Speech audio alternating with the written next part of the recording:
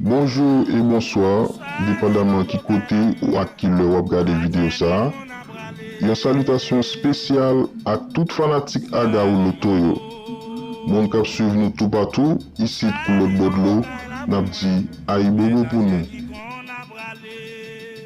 Aga ou abri messieurs, et spécialement tout abonné lio. N'a dit bienvenue à vous même qui fait crier sur channel là. Et tant pis, abonnez pour encourager le travail à Aga faire. Mes amis, n'a dit si nous aimons le travail là, aidez-nous à vivre avec 100 premiers abonnés sur channel là. Le concert Aga ou pas la plus souvent, Aga ou pas travailler plus pour le porter boule pour nous sur channel là. Et entrer dans le groupe WhatsApp là pour venir prendre boulot et à toucher après tirage. Nous tous connaissons Aga ou bien un seul slogan. Nous camper en sens unique dans bolette là. Partagez l'examen, faire ouvrir les bengos avec Aga ou.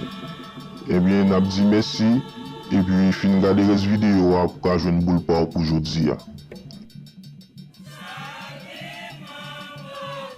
Sali mambo, sali mambo kaila mwen, adieni qu'on a bralé. Sali mambo kaila mwen, mais adieni qu'on a bralé. Ça qui besoin nous, y'a marché vini nous.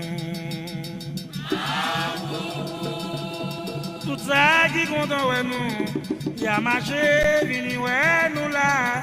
Sali mambo kaila pour moi, mais t'as dit ni qu'on a bralé.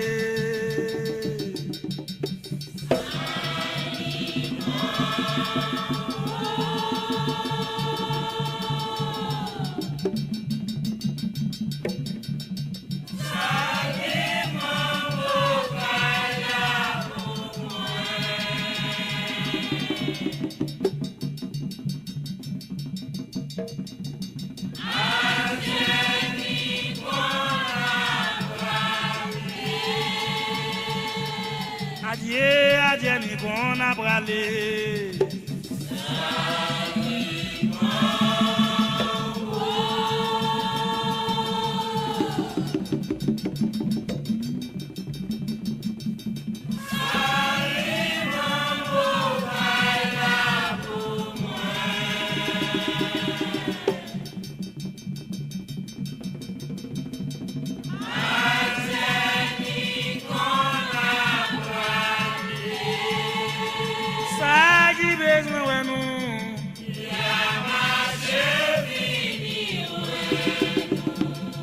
Tout ça qui content ouais nous, y'a marché vini ouais nous là. Sali mambo.